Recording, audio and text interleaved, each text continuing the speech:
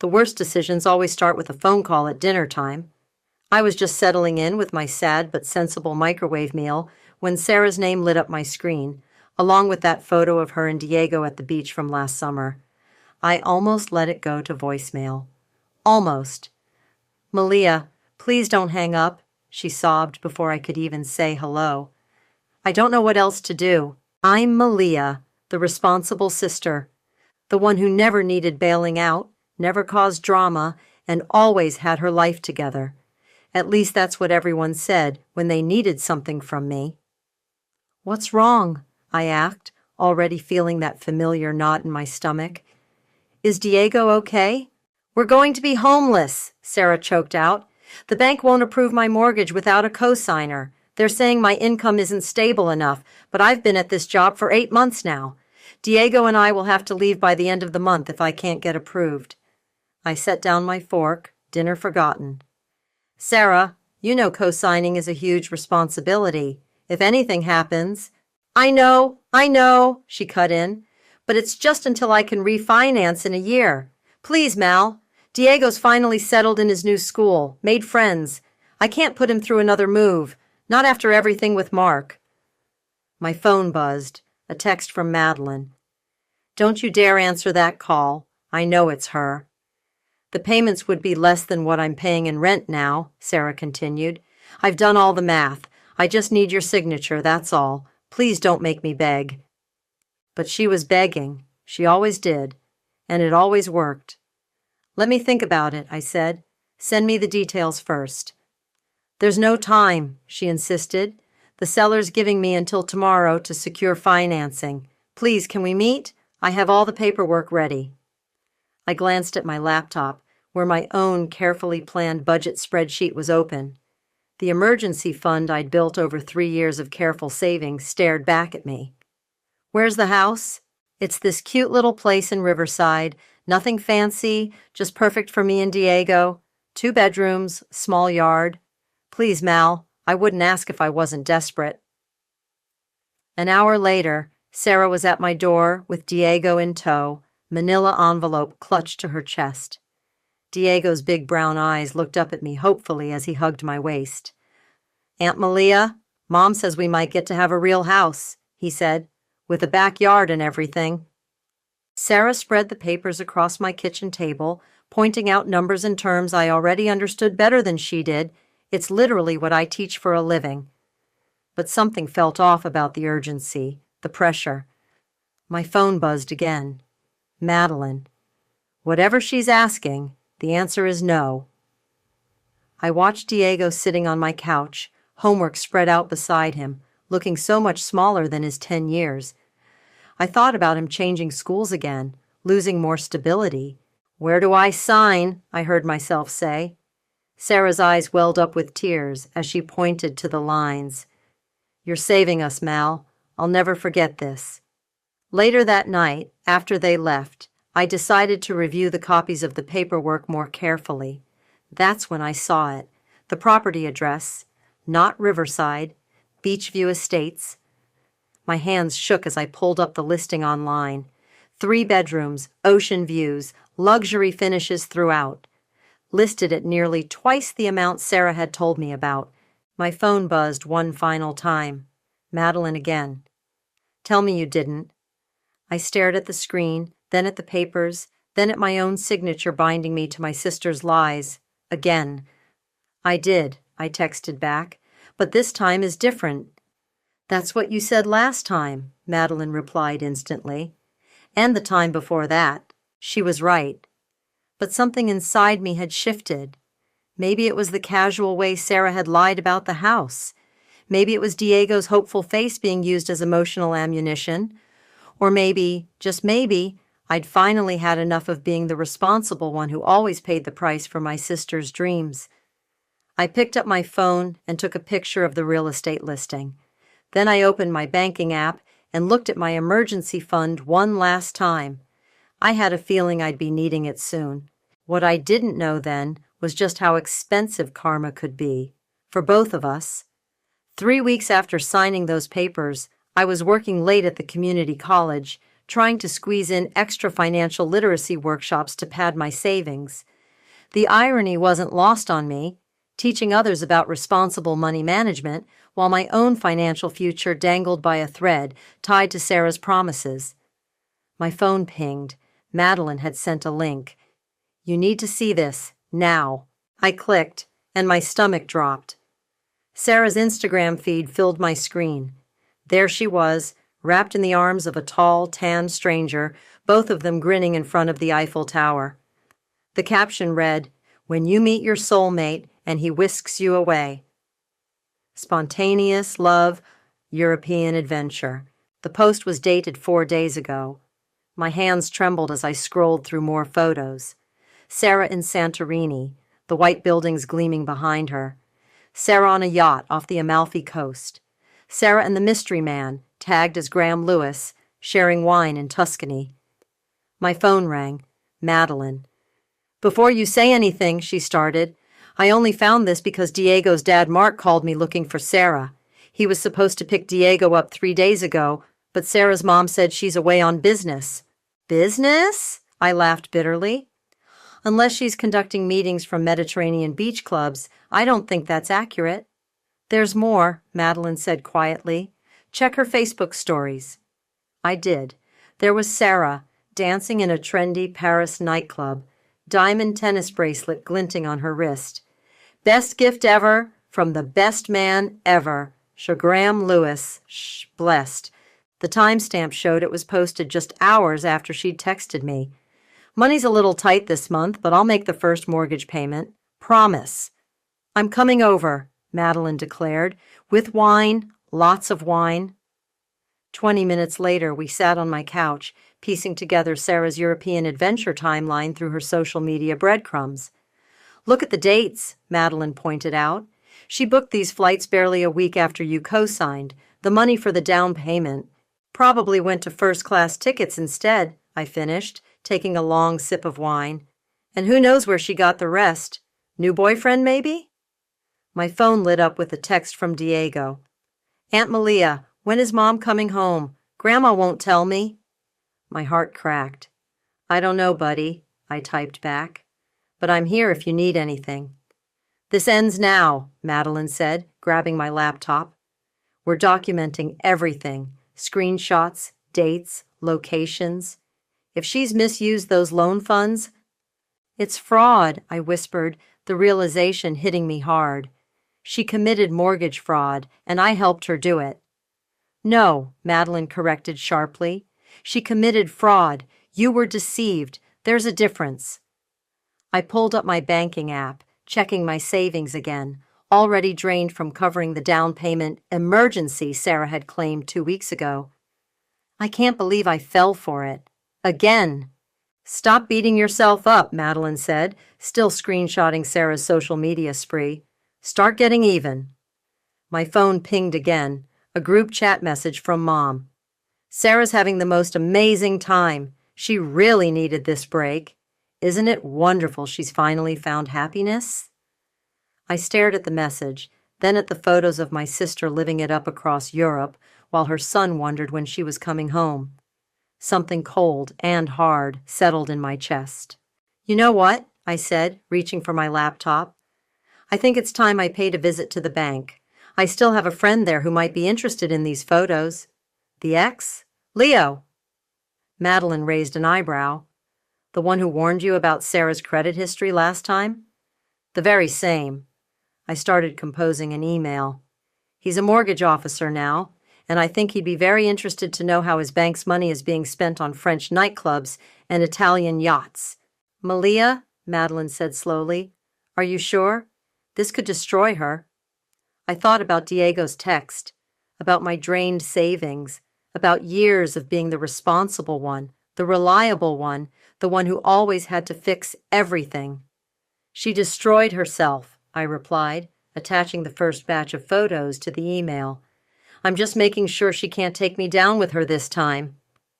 As I hit send, another notification popped up. Sarah had just posted a new photo. "Living my best life. Next stop, Monaco. Chiron blessed, Chira no regrets." No regrets, I muttered, opening my email again. We'll see about that. Leo hadn't changed much in 7 years. Same warm brown eyes, same habit of running his hand through his hair when he was thinking. The only difference was the wedding ring I spotted as he shuffled through papers on his desk. So, he said, glancing up at me, you want to know about interest rate policies? Actually, I took a deep breath. I need to talk about my sister Sarah's mortgage, the one I co-signed. His expression shifted instantly. Malia, I know what you're thinking, I cut in. You warned me about her credit history years ago. I should have listened. That's not. He stopped, sighing. Look, as your ex, I want to say, I told you so. But as a mortgage officer, I need to know what's wrong. I pulled out my phone and showed him the photos. His eyebrows rose higher with each swipe. These are all from the past 2 weeks? He asked, leaning forward. After the loan disbursement? Yes, and there's more. I opened my email. She claimed the house was in Riverside, showed me paperwork for a modest 2-bedroom, but the actual property is in Beachview Estates. Leo's professional demeanor cracked. Jesus, Malia, that's not just a discrepancy. That's deliberate misrepresentation. I know, and I have proof she doctored the paperwork she showed me before I signed. I pulled out the documents. The question is, what can I do about it? He stood up, closed his office door, and sat back down. Officially, I need to tell you to contact our fraud department. Unofficially, he lowered his voice. Let me check something first. While Leo typed at his computer, my phone buzzed. A text from Diego. Aunt Malia, can you help me with my math homework? Grandma doesn't understand fractions. Of course, buddy, I replied, my heart aching. I'll video call you in an hour. Found it, Leo said suddenly. Sarah's income verification. Something's not right. These consulting fees she claimed? He turned the screen toward me. They're from a company that didn't exist when these payments were supposedly made. What does that mean? It means, he said carefully, that if someone were to flag these inconsistencies, it would trigger an automatic investigation. My phone pinged again. Sarah had posted another photo. Monte Carlo dreams. Thanks for the casino tips, Graham Lewis. Winning streak. I showed Leo the post. She's gambling with loan money while her son stays with our mother. Malia, Leo leaned forward, his voice gentle. If I flag this for review, it opens a whole investigation. It could affect Diego, too. Are you sure you want to? Check my tablet, I interrupted, pulling it from my bag. Sarah's email is still logged in from when she used it last month. Look at these wire transfers. Leo scrolled through the documents, his frown deepening. These transfers, they're structured to avoid reporting requirements. And this Graham Lewis person she's with?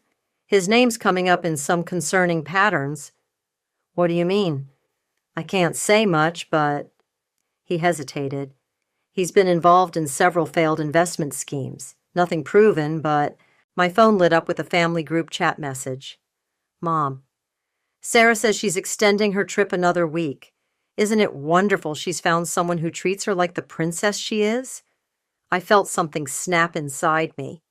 What do you need from me to start an investigation? Just an official statement of concern from you as co-signer, Leo said. But Malia, think carefully. This could destroy her, I finished. Maybe it should. She's been destroying everyone else for years. Leo nodded slowly, then picked up his desk phone. Let me make a call. While he spoke quietly into the phone, I checked my banking app again. The emergency fund I'd spent years building was almost gone, all because I'd believed Sarah one last time. My tablet pinged, an email notification from Sarah to Graham. Baby, the bank keeps calling about income verification. What should I do? Can you help me make those documents look better like last time? I wordlessly turned the tablet toward Leo, who was just hanging up the phone. His eyes widened as he read. He shook his head. That's explicit admission of intent to defraud. So what happens now? Now? He started typing rapidly. Now I have to file an official report. The bank will launch a full investigation. They'll freeze the loan, possibly the property. My phone buzzed one final time. A text from Sarah. Hey sis, having the most amazing time. Quick favor, can you send me $2,000 just until my next consulting check comes in? You're the best. I looked at Leo, then at the evidence spread across his desk, then at my sister's smiling face in her casino photos. Do it, I said quietly. File the report.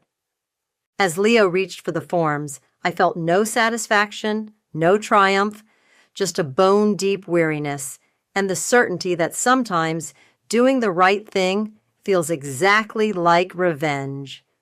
Are you absolutely sure about this? Madeline asked, watching me organize the evidence into folders on my laptop. Once you hit send, there's no going back. I was sitting cross-legged on my living room floor, surrounded by printed screenshots and bank statements. The email to the fraud department was open on my screen, cursor blinking on the send button. Look at this, I said, holding up my phone. Another Instagram post from Sarah. When he surprises you with a shopping spree at Chanel. Blessed Chiracha spoiled rotten. That bag costs more than the monthly mortgage payment she skipped, Madeline noted, peering at the photo. My phone rang. Mom's name flashed on the screen. Don't answer it, Madeline warned. I did anyway. Hi, Mom. Malia, have you spoken to Sarah lately? Her voice was sharp with worry. The bank called her about some review of her loan application. She's very upset. Is she? I kept my voice neutral. That's interesting, considering she's been posting about shopping sprees in Monaco. Don't be bitter, dear. She's finally happy. And Graham is such a wonderful man. So generous. Mom, I cut in, has she told you where Diego is? A pause. He's perfectly fine with me. Sarah needed a break. A break? I stood up, pacing. She abandoned her son to party across Europe with a man she barely knows, using money she got through fraud. Fraud? Mom's voice went cold. What are you talking about? What did you do? What did I do? I laughed. Check your precious daughter's social media. Look at the dates. Look at where she's spending money that was supposed to be for Diego's home. You're just jealous, Mom snapped. You always have been, ever since we had to use your college fund to help Sarah after her accident. Wait, what? I stopped pacing. What college fund? The line went silent. Mom? What college fund? I shouldn't have mentioned that. It was a long time ago. Tell me, she sighed. Your father set aside money for both of you. When Sarah had her car accident senior year, she needed it more than you did. You were already getting scholarships. My hands shook as I opened another folder on my laptop. That's why Dad's inheritance letter mentioned an adjusted distribution, isn't it? She'd already taken my share. Malia, I hung up. What college fund? Madeline asked quietly. Instead of answering, I turned to my laptop and started typing. To whom it may concern, I am writing to report suspected mortgage fraud regarding loan 84392. I attached every screenshot, every bank statement, every piece of evidence I'd gathered. Then I added one final paragraph. The attached social media posts demonstrate that the borrower, Sarah Murphy, is currently using loan funds for international travel and luxury purchases, while the mortgage property remains vacant. Furthermore, I have evidence of intentional misrepresentation of income and deliberate manipulation of loan documents. My phone buzzed with texts. Mom, please don't do anything rash. Sarah, the bank keeps calling. What's going on? Diego, Aunt Malia, when is Mom coming home? I added the email exchanges between Sarah and Graham about doctoring documents, then attached the wire transfer records. Malia, Madeline said softly, this will destroy her credit, her financial future. She destroyed mine first, I replied, thinking of the college fund I never knew about. Multiple times. I hit send. Within minutes, my phone exploded. Sarah, they're freezing the loan. What did you do? Mom, Answer your phone right now. Sarah. Please tell me you didn't report anything. I can explain everything. Mom. How could you do this to your sister? I turned off my phone and opened my banking app one last time. My savings were almost gone, but my credit was still intact, for now. I had just enough left to hire a lawyer. What's next? Madeline asked. I pulled out a business card Leo had given me. Now I call this attorney who specializes in mortgage fraud cases. Leo said she can help protect me as a co-signer who was deceived. And Sarah? I looked at the printed Instagram photos spread across my floor. My sister living her best life, while her son did fractions with his grandmother. Sarah gets to learn what consequences feel like, I said, picking up my phone to make the call. For once in her life, she gets to face reality. As I dialed the attorney's number, my tablet pinged with one final email notification. Sarah to Graham. Baby, everything's falling apart. What do we do? His response came seconds later. Sorry, babe. Can't help. Got my own problems. Good luck. Karma, it seemed, was right on schedule. The door to my apartment burst open without warning. Sarah stood there, mascara streaked down her face, still wearing designer clothes from her European adventure. How could you? She screamed. My own sister! Mom appeared behind her, arms crossed. We need to talk, Malia, now. I stayed seated at my kitchen table, keeping my voice steady. Did you enjoy Monaco, Sarah? The shopping sprees? The yacht parties? You don't understand, Sarah sobbed, dropping into a chair. Graham promised to help with the payments. He said he had investments. Where is Graham now? I asked quietly. Sarah's face crumpled. He's not answering my calls. Of course he isn't, I said. Because he never had any money, did he? Leo checked. He's been involved in schemes like this before. Leo? Mom cut in. You went to your ex about this instead of coming to family? I laughed bitterly. Family? Like when you and Sarah went to my college fund without telling me? Mom paled. Sarah looked confused. That was different, Mom stammered. Sarah always needs. I stood up, my calm finally breaking.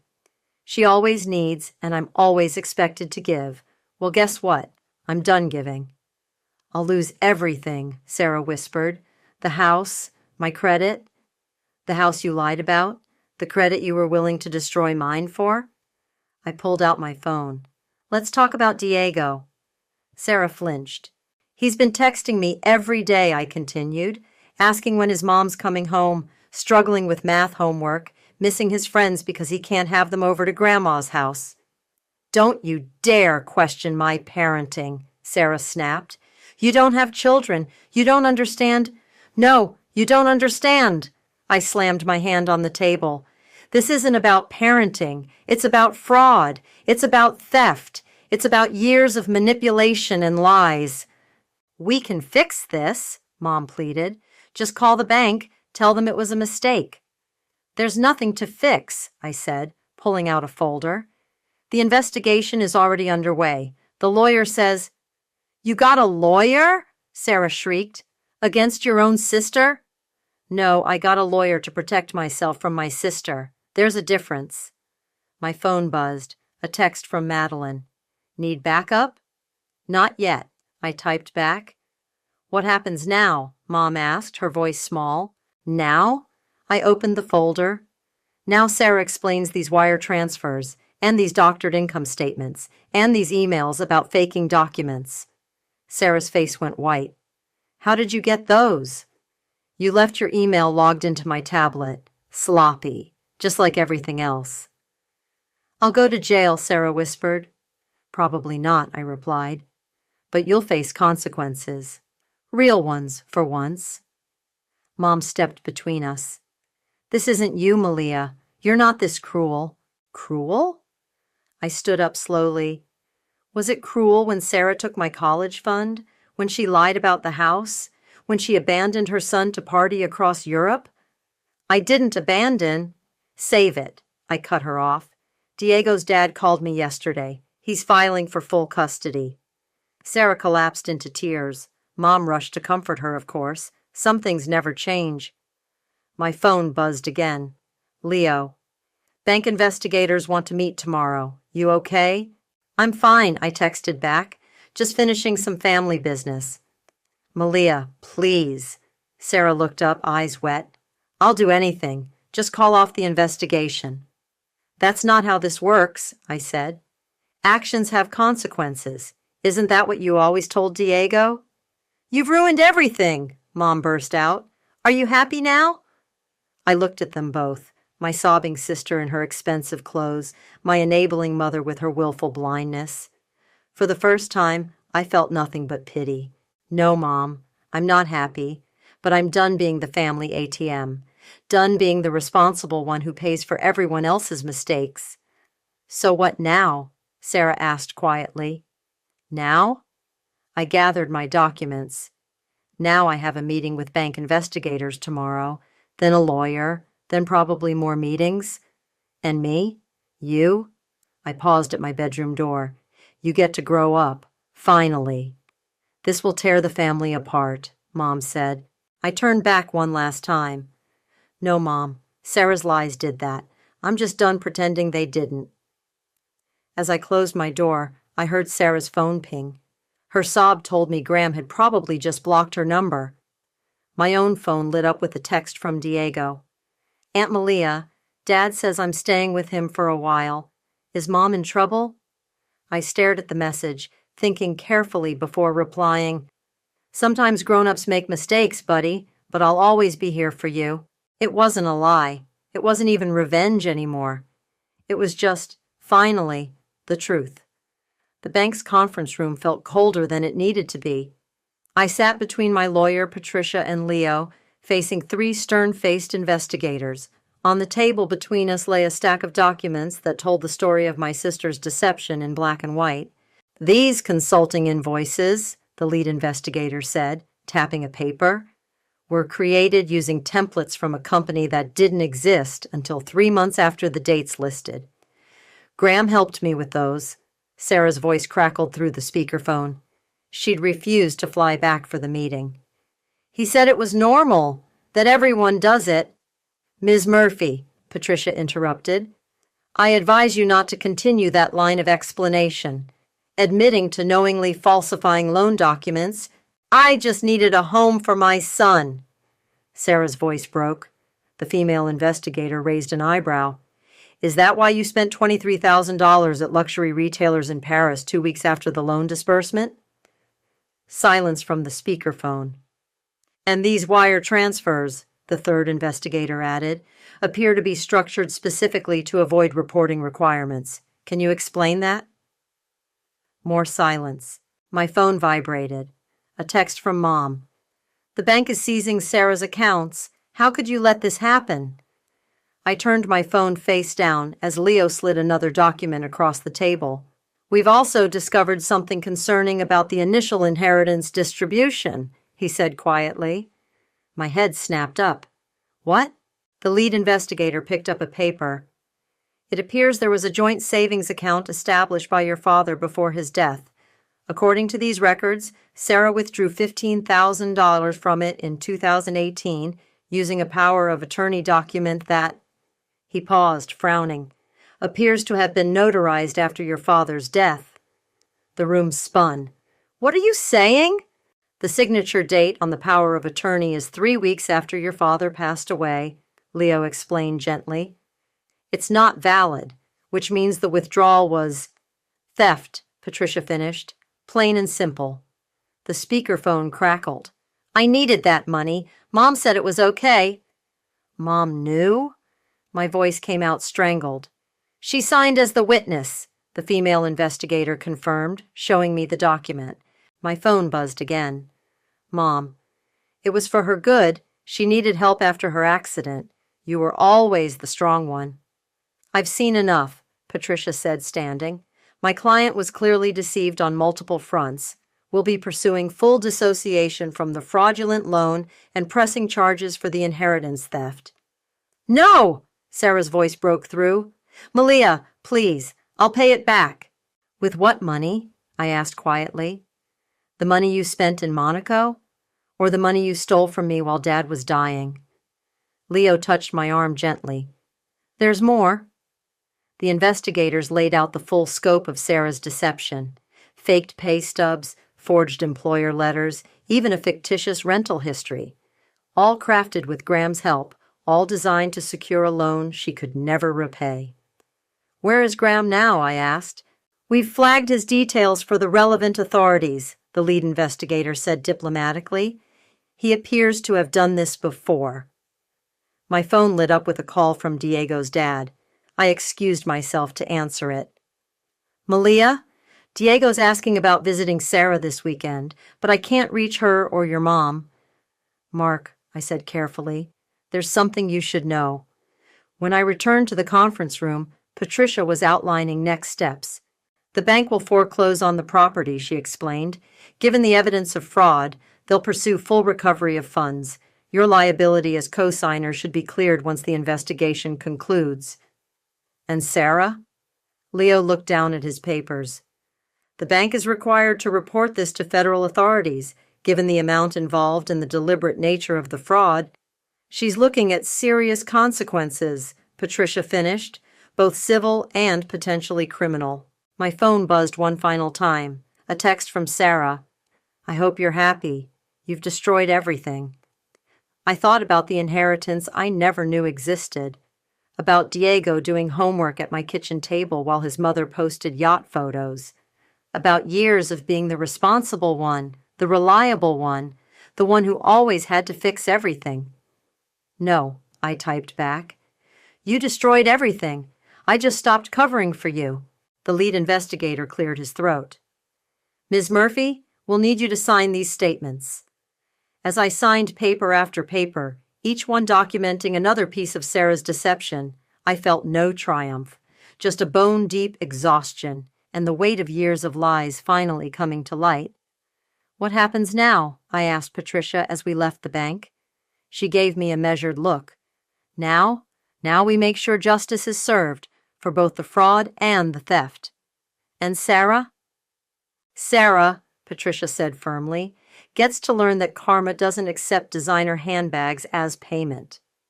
The bank's official letter arrived on a Tuesday. 10 days. That's all Sarah had to provide documentation or face repossession and legal prosecution. I hadn't even finished reading it when my doorbell rang. Sarah stood there, mascara running, clutching a stack of papers. Gone were the designer clothes and perfectly styled hair. She looked smaller somehow, broken. They're going to arrest me, she choked out, pushing past me into the apartment. The bank, the FBI, everyone's investigating. Graham's gone, his phone's disconnected. I can't even access my accounts. Sit down, I said quietly. You have to help me, she pleaded, dropping onto my couch. Tell them you made a mistake. Tell them what, Sarah? I opened my laptop. That these photos of you gambling in Monaco are fake? That these wire transfers are forged? That Dad's power of attorney wasn't backdated? She flinched at each accusation. I was going to pay it all back. Graham had a plan. Graham had a history of fraud, I cut in. Leo found 6 other cases where he did exactly this. He used you, Sarah, just like you used me. That's not fair. I needed... You always need. I pulled up the inheritance documents. Look at these. Really look at them. You and Mom forged Dad's signature while he was dying. You stole my inheritance while I was planning his funeral. Sarah's face crumpled. Mom said it was okay. She said you'd understand. Understand what?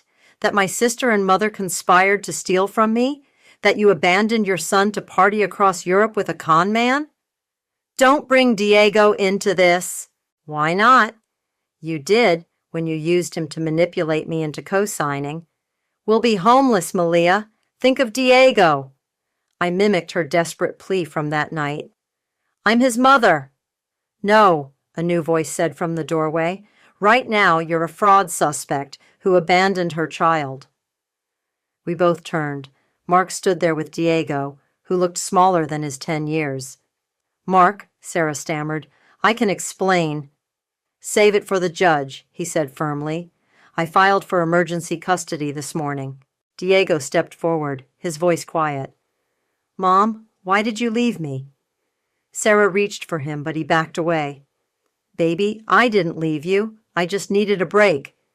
A break? I pulled up her Instagram. Here's you at the Eiffel Tower. Here's your new Chanel bag. Here's you on a yacht while your son wondered why his mom disappeared. Diego, please, Sarah begged. Tell them I'm a good mother. But Diego just stared at the floor, clutching his backpack. We should go, Mark said gently. Diego, say goodbye to your aunt. Diego hugged me tight. Thanks for helping with fractions, he whispered. After they left, Sarah collapsed into tears. What am I going to do? They're taking everything. No, Sarah, you took everything. From me, from Diego, from everyone who trusted you. Please, she sobbed. One more chance. I'll do anything. I walked to my desk and pulled out an envelope. Here. She opened it with shaking hands. Inside was a savings bond in Diego's name. That's what's left of my emergency fund, I said quietly. Not for you, for him. For college, or whatever he needs, something you can't touch. You're really not going to help me? I am helping you, I replied, by finally letting you face consequences. My phone buzzed, a text from Leo. FBI wants to interview Sarah tomorrow. Is she back in town? Sarah's phone chimed at the same moment, probably the same message from the bank. She stood up, suddenly angry. You've ruined my life, my own sister. No, I said firmly. You ruined your life. I just stopped enabling it. Mom was right. You're jealous. You've always been jealous of me. I laughed, a hollow sound. Jealous of what? Your fraud charges? Your abandoned child? Your empty bank accounts? She stormed toward the door, then turned back. When this is all over, don't expect forgiveness. When this is all over, I replied, don't expect me to care. The door slammed behind her. My phone buzzed again. Mom. Sarah's hysterical. How could you be so heartless? Mark. Thank you for everything. Diego needs stability right now. Leo. You okay? Want to grab coffee tomorrow? Madeline. Just heard from Sarah. You did the right thing. I looked at the empty savings bond receipt on my desk, then at the family photo still hanging on my wall, taken before the lies, before the theft, before everything fell apart.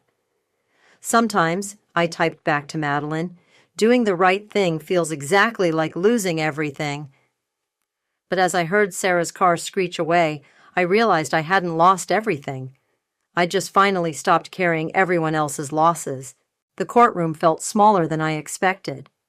Sarah sat at the defendant's table, wearing the same black dress she'd worn to Dad's funeral.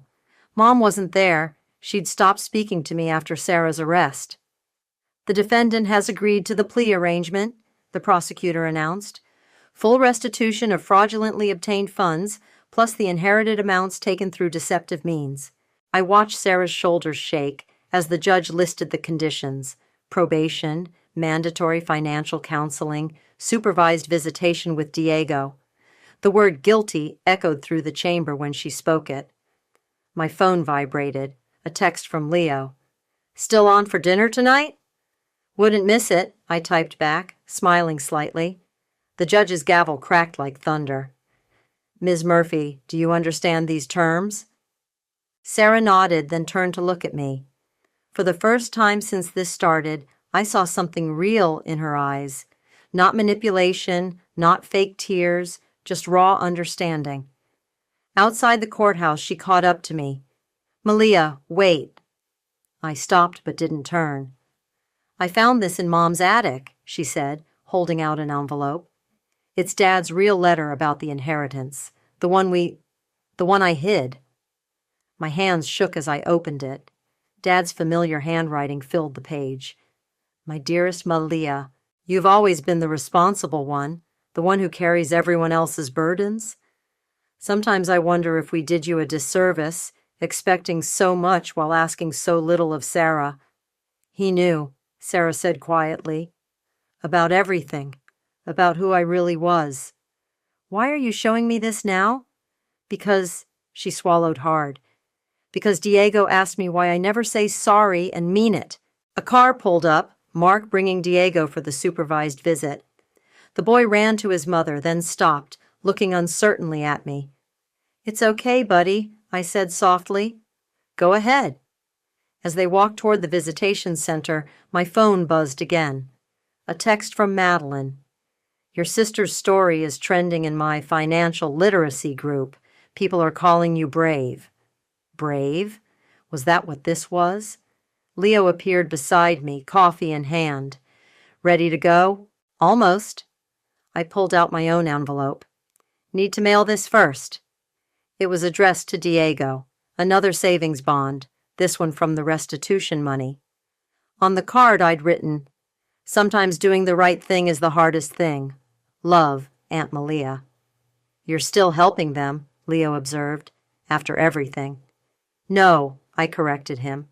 "I'm helping him. There's a difference." My phone lit up, an email from the community college where I taught financial literacy. "Due to unprecedented interest in your Identifying Financial Abuse seminar, we'd like to expand it to a full course." Leo read over my shoulder. "Looks like some good came from all this." "Maybe," I said, dropping the envelope in the mailbox. "Or maybe it's just karma paying dividends." A final text popped up, from Sarah. "Diego asked if you could help with his science project next week, during my supervised visit, if you want." I showed Leo the message. "What do you think?" "I think," he said carefully, "that sometimes the bravest thing isn't walking away. It's staying to help rebuild, but with better boundaries." I typed back, "Tuesday at 4, bring his textbook." As we walked to the car, I caught a glimpse of Sarah through the visitation center window. She was showing Diego something on paper, her face serious, no trace of her usual performance. He was nodding, actually smiling. "You know what Dad wrote at the end of that letter?" I told Leo. "Sometimes the strongest people aren't the ones who never fall. They're the ones who learn to rise differently." "And have you?" he asked. "Risen differently?" I thought about my drained savings, now slowly rebuilding. About Mom's silence, which felt more honest than her excuses ever had. About Sarah, finally facing reality without an audience. About Diego, learning that love sometimes means letting people face consequences. "I think," I said, taking Leo's hand, "I'm finally standing on my own ground, and that's a different kind of rising." My phone buzzed one last time. A photo from the visitation supervisor, Diego proudly holding up his math test. "A+, thanks, Aunt Malia." I saved the photo, then turned my phone off. Some moments don't need a response. Some victories speak for themselves, and some kinds of karma come not as revenge, but as the quiet satisfaction of finally getting it right. "Coffee?" Leo suggested. "Actually," I smiled, "I think I'm ready for something stronger. It's been quite a day."